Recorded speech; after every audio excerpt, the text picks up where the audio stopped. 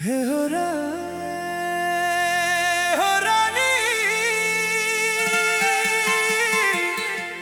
काहे मुआ फुलवले बाड़ू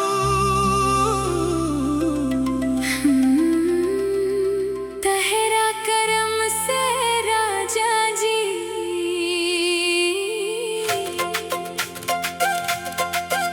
अब पूछता नहीं काहे रूठल बानी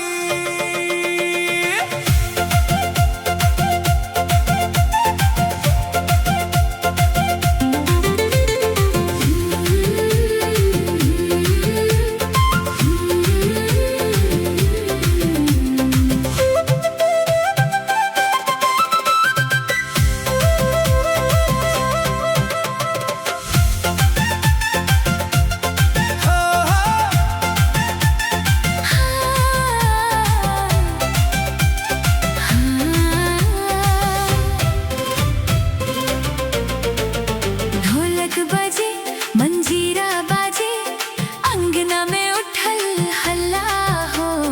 प्यार में रोजे हो खेला लड़ाई फेरू हो जाला मेलवा हो।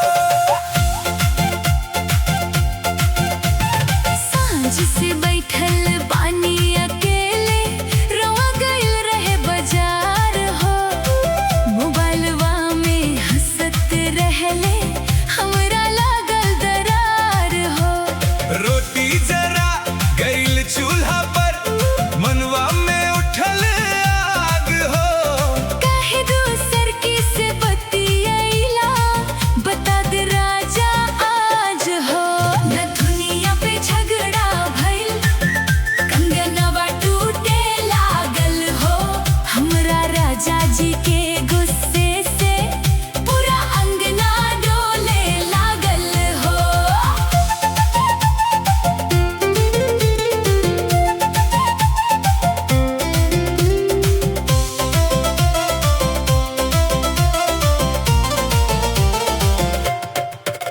अरे गोरी सुनना बातिया तू बेकार शंका करेलू। तोहरे खातिर चुनरी लैनी फेरू झगड़ा शुरू करेलू। दिन भर मेहनत खेतवा में रउआ खातिर कमाईला। तू मुस्की दे दे एक बेरिया मनवा फेर हरसैला। तोहरे बिना सुना लगे ई घरवा और दुआर हो। लड़त झगड़त बीत जाई संग ही पूरा संसार हो।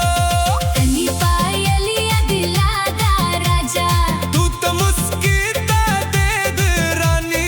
रोज रोज ना करी झगड़ा। तू ही बाड़ू जिंदगी रानी। ढोलक बाजे टन टन टन कमरिया हिले छन छन छन। सासु हंसे पड़ोसिया देखे मच गइल पूरा दंगल हो।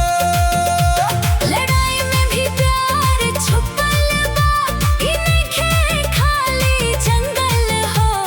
राजा रानी के नोक झोंक से रंगीन लागे अंगनवा हो। रूठी रूठी बात भुला के चल सब नाचे दुआर हो। प्यार के ई छोट लड़ाई बन जाला